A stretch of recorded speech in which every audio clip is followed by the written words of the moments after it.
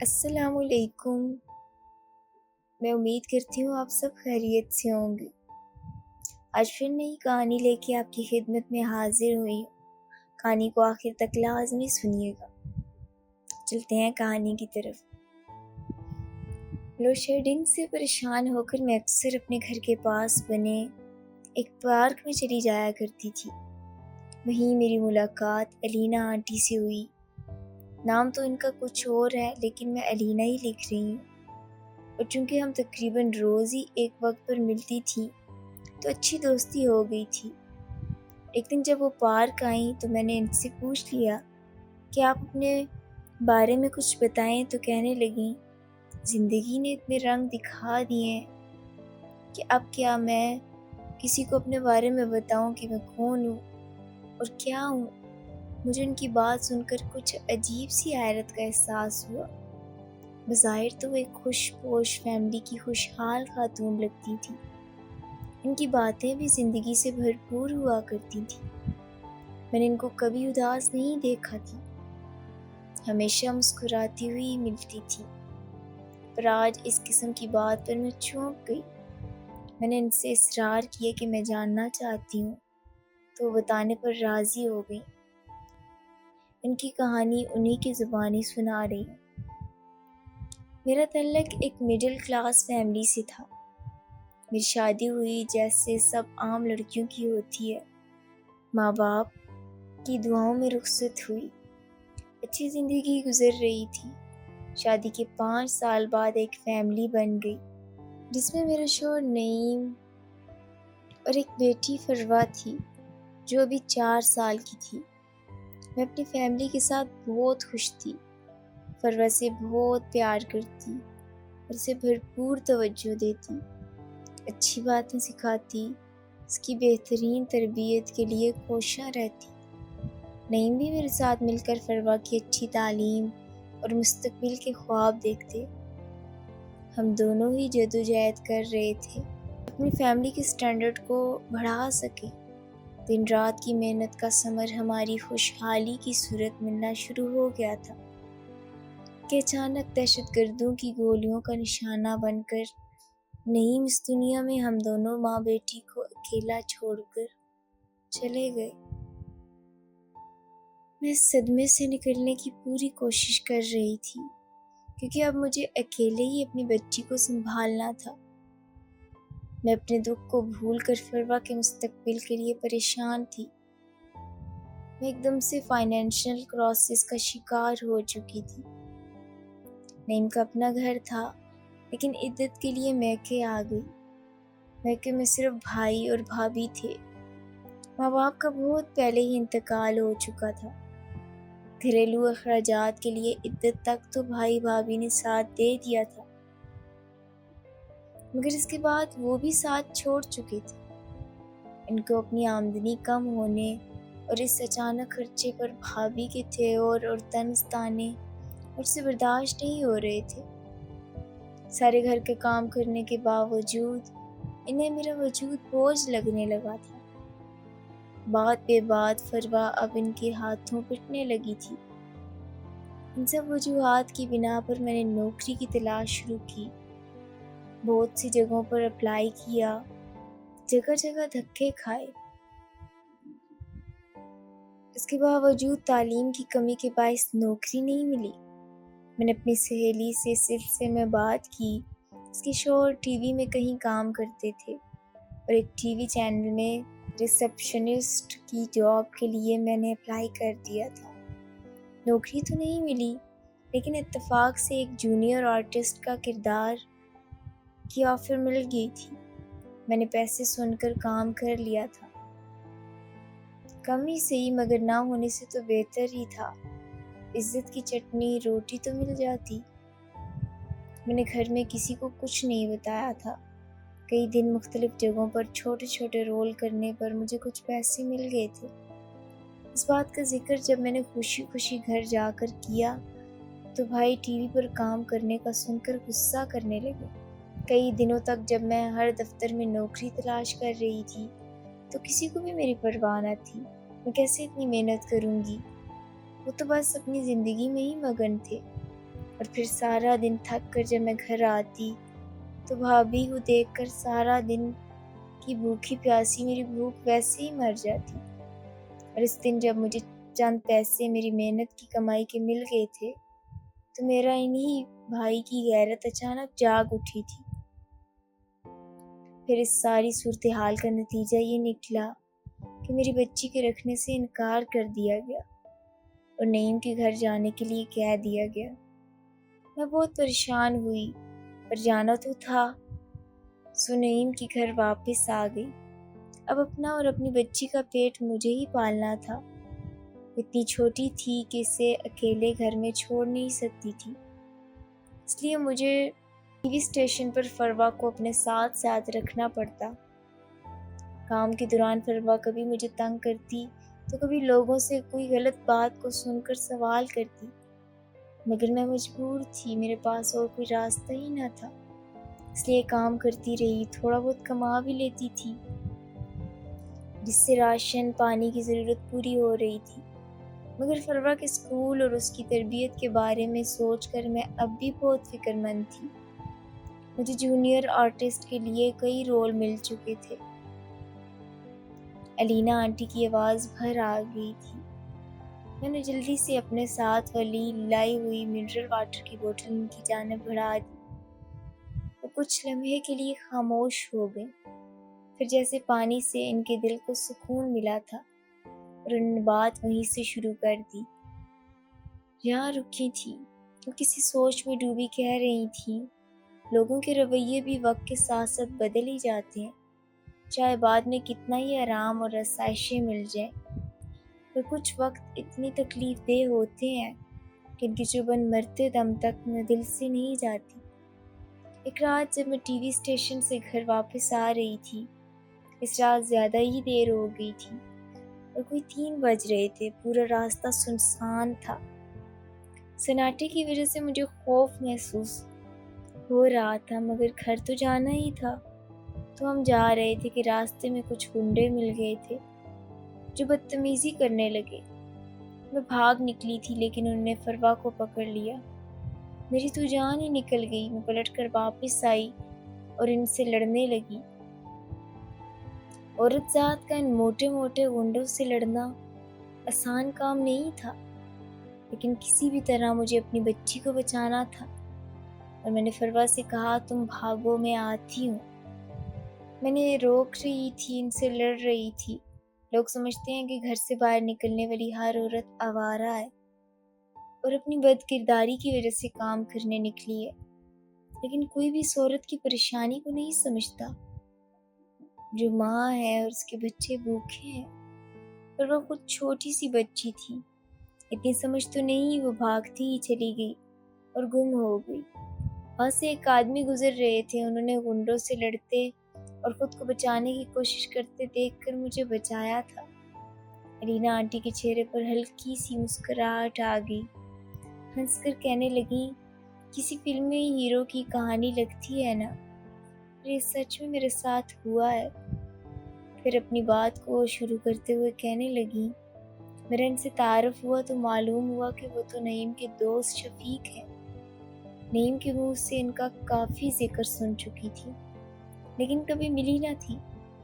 در حقیقت ان سب حالات سے پہلے بھی ایک سیدھی سادی گھریلو خاتون تھی جسے صرف اپنی گھرداری سے دلچسپی ہوتی تھی۔ ایک ٹھنڈی آہ کے ساتھ انہوں نے اپنی بات کا سلسلہ پھر شروع کیا۔ خیر، پھر ہم دونوں مل کر فروا کو ڈھونڈ رہے تھے، لیکن فروا کو کچھ پتہ نہیں چل رہا تھا۔ ساری رات گزر گئی تھی۔ دن بھر ہم دونوں مل کر فروا کو مختلف اسپتالوں، تھانے اور اسی علاقے کی مسجدوں سے اعلان کرواتے پھر رہے تھے۔ آخر مجھے ایک فلاحی ادارے کا خیال آیا تھا، وہاں معلوم کرنے پر فروا ہمیں مل گئی۔ اس کے بعد شفیق آئے دن خدا ترسی میں ہماری غربت کے سبب کچھ نہ کچھ مدد کر دیا کرتے تھے۔ اپنے دوست کی وجہ سے بھی میرا خیال کرتے کہ بیوہ ہوں، کس طرح سارے کام کروں گی۔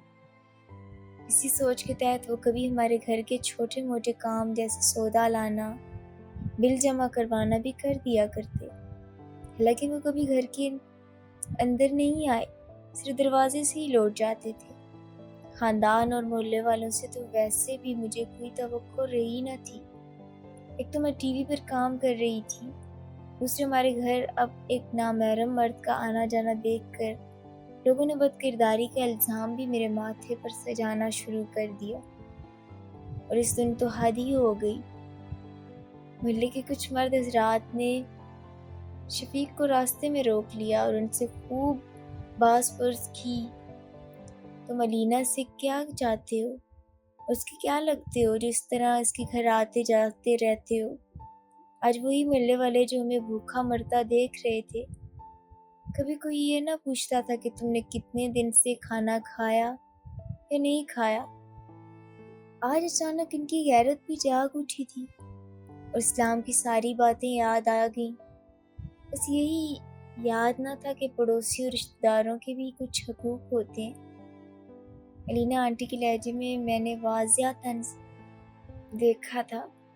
شفیق نے لاکھ سمجھانے کی کوشش کی، لیکن کسی نے ان کی بات نہ سنی۔ سب باتوں کے بعد شفیق مجھ سے ملے اور انہوں نے اپنے بارے میں بتایا کہ ایک حادثے میں ان کی بیوی اور 2 بچے گھر میں آگ لگنے کے سبب جل کر دنیا سے چلے گئے، اور اب اپنے ایک 10 سال کے بیٹے کے ساتھ رہتے ہیں، جسے سنبھالنا کم از کم ان کے لیے کافی مشکل ہو رہا تھا۔ انہوں نے مجھے شادی کے لیے پرپوز کر دیا۔ ان کے بیٹے اور اپنی بیٹی دونوں کی تربیت اور اس مشکل بھری زندگی کو میں اکیلے نہیں چلا سکتی تھی۔ انہی سب باتوں کا خیال کر کے میں یہ سب سوچنے پر مجبور ہو گئی تھی۔ پوری رات سوچتی رہی کہ ان چند مہینوں میں کن کن مشکلات سے گزری ہوں، لیکن جیسے ہی مجھے اپنی فروا کے مستقبل کا خیال آتا تو صرف اس کے بارے میں ہی سوچتی رہتی۔ اگر شفیق نہ ہوتے تو میں اپنی فروا کو کبھی نہ ڈھونڈ پاتی، اور ٹی وی اسٹیشن میں فروا غیر لوگوں کے بیچ پل رہی تھی، جہاں اچھے برے ہر طرح کے لوگ موجود تھے۔ ایسے میں وہ اسکول بھی نہیں جا سکتی تھی۔ ان سب وجوہات کی بنا پر شادی کرنے پر راضی ہو گئی تھی۔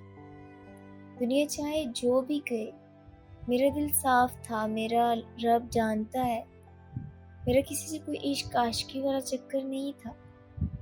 میں نے جو بھی کیا اسلام کے دائرے میں رہ کر کیا۔ نکاح کرنا جرم نہیں ہے۔ بہرحال وہ وقت بھی گزر گیا۔ وہ بات کرتے کرتے جیسے کہیں کھو سی گئی۔ شاید ماضی کی کچھ اور یادیں ان کے دماغ کو جھنجھوڑ رہی تھی۔ میں نے واپس حقیقت میں لے آئی۔ پھر کیا ہوا آنٹی؟ وہ جیسے چونک گئی۔ ہاں، پھر انہوں نے پھر کہنا شروع کیا، انہی دنوں مجھے ٹی وی اسٹیشن سے ایک ڈرامے کے لیے لیڈ رول کی آفر آئی تھی، لیکن شفیق نے شرط رکھی تھی کہ اب تم کام نہیں کرو گی، اس لیے میں اپنے کیریئر کو چھوڑ کر بچوں پر توجہ دینے لگی۔ اب مجھ میں صرف ایک ماں تھی جس نے اپنے کیریئر اور اپنی محنت سے حاصل کیے ہوئے اس سنہری موقع کو چھوڑ کر صرف اپنی بچی کی خاطر ہر شرط کو منظور کر لیا تھا۔ میں دل سے مطمئن تھی، ایک بار پھر زندگی جینا چاہتی تھی، اس ٹوٹے ہوئے گھر کو پھر گھر بنانا چاہتی تھی۔ میرے پیار اور توجہ سے میرا سوتیلا بیٹا سائم بھی مجھ سے ممتا کی توقع رکھنے لگا، اور میں اس کی توقع پر پوری اترنے لگی۔ میں اس سے بھی بہت پیار سے پال رہی تھی۔ کچھ ہی عرصے میں سائم مجھ سے مانوس ہو گیا تھا۔ ہماری پوری فیملی خوشی سے زندگی گزار رہی تھی۔ زندگی کے سارے ہی رنگ واپس آ گئے تھے۔ اب دونوں بچے ایک دوسرے کو سگے بہن بھائی کی طرح چاہنے لگے تھے، ایک دوسرے کے ساتھ کھیلتے تو کبھی کبھی کسی کھیل کے دوران لڑنے بھی لگتے۔ میں دونوں بچوں کو انصاف سے اور پیار سے سمجھاتی تو کبھی ان پر لڑنے کی سزا میں خوب ڈانٹتی بھی، کبھی بیٹے کو ساتھ دیتی تو کبھی اپنی بیٹی کی حمایت کرتی۔ دونوں بچے ایک ہی اسکول میں پڑھ رہے تھے۔ شفیق نے ایک چھوٹی سی گارمنٹس کی فیکٹری لگا لی تھی اور اس سے اچھی آمدنی ہو رہی تھی۔ مختلف بوتیکس پر ریڈی میڈ کپڑے بنا کر سپلائی کرتے تھے۔ بھائی بھابھی سے بھی ہمارے مراسم اچھے ہو گئے تھے۔ محلے والے بھی اب عزت کرنے لگے۔